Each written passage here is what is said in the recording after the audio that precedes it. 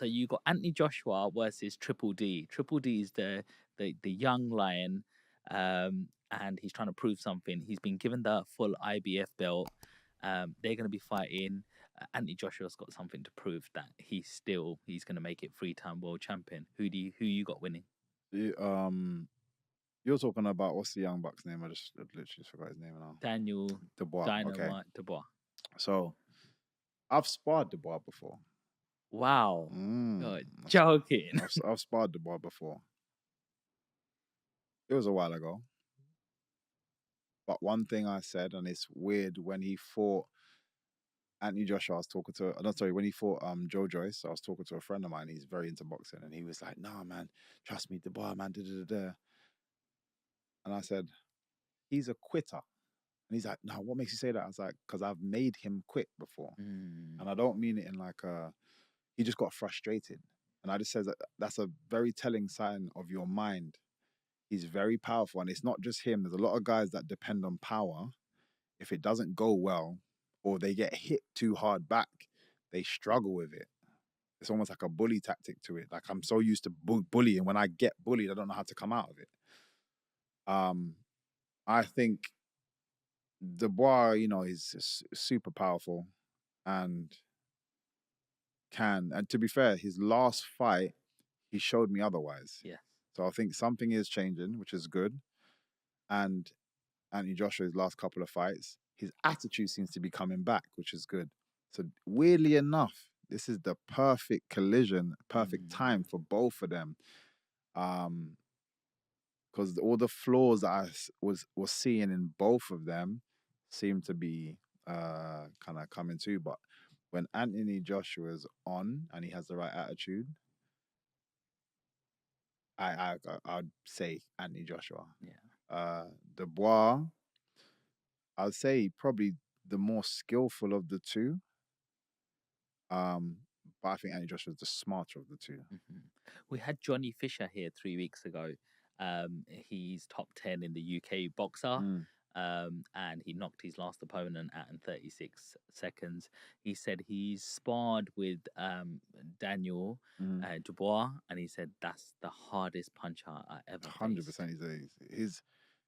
Which is why I had to be on my A game, because if that guy touches me, it's a problem. Obviously, there's the weight disparity anyway. Big time. But if that guy touches me, it's a problem. Yes. Which is why, again, he got frustrated because he wasn't able to land anything clean, which he's just used to, just like I said, just having his way. Yeah. And then again, when he got with Joe Joyce, when everything that you're landing is not working, and then he's still coming forward, that I think, I'm sorry, I don't believe there was anything wrong with his eye. I think he was just like defeated, and then obviously with Usyk, there's argument about where low blow, blah blah blah blah blah. Didn't look like a low blow to me. It wasn't. I don't think it was a low blow. But at the same time, Usyk is a very smart person, smart fighter, and even still, regardless of whether it was or wasn't, he was still winning that fight, and is gonna and beat you anyway. Pretty much on the same kind of thing. Again, I think sometimes he gets overwhelmed.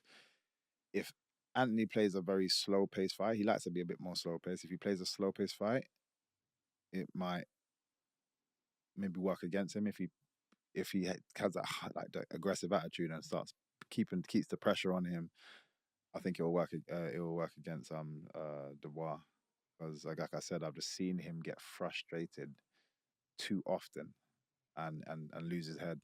But like I said, over the last couple of fights, he seems to have changed. So it's a good fight. It's a good timer for it. Yes. You got Tyson Fury versus Usyk ×2.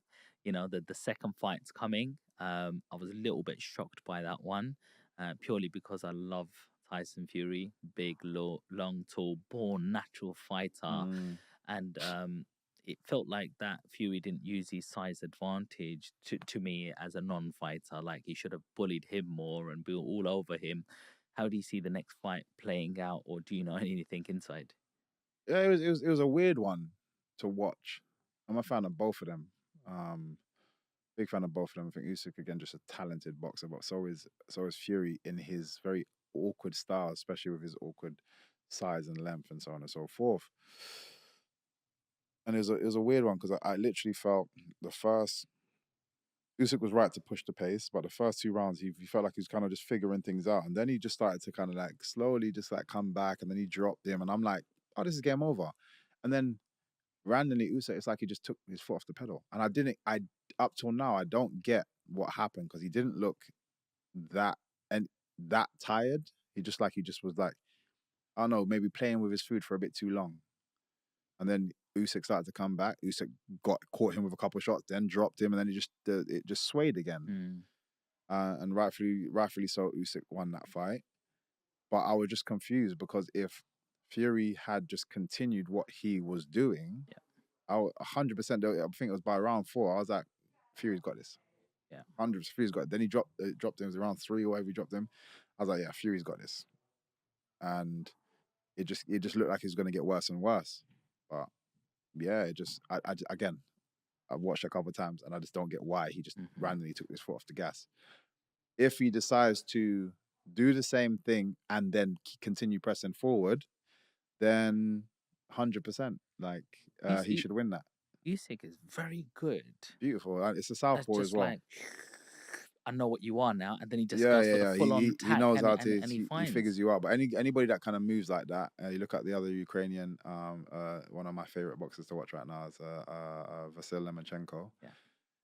Same kind of thing. Sometimes he absorbs pressure and he's just moving around. He's in his head movement and stuff, and he's figuring you out. He's just everything's just analyzing. And when he figures you out, those last like rounds, like 6 to 12 is a problem because he's just like bah, bah, bah, bah. Everything you throw is like he's parrying, hitting you straight back with twos, and then slipping, and it's like trying to fight these flies. No, bugging. But it's Usyk has that ability. So again, if you don't try to kill him early and just keep that pressure on.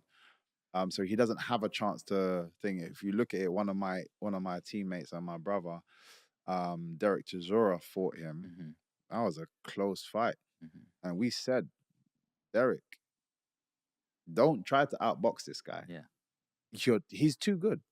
You cannot outbox somebody that has this amount of rounds and has just been in it for just on his amateur career alone, then his professional career. You can't outbox somebody like that, so don't try to.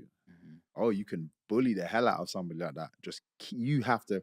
It was all fitness and all power shots. It's all fitness. And if you looked at his last fight, it's pretty much the same thing. Yeah. It was fitness and power shots. There was times even I was biting my nails because I feel like he's powering down, and then he just came back again. And arguably that was a very close decision.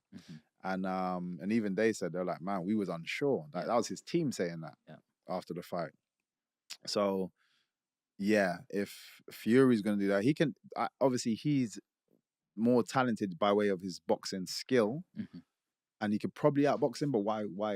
If you're the bigger guy, like you said, you're the bigger guy. You got the skill, but just put pressure. Keep that pressure on him. Work your fitness. Work your gas tank. Keep that pressure on him. For if it needs to go 12 rounds, but don't allow him the space to be able to figure things out. Yeah. And again, you should win that one.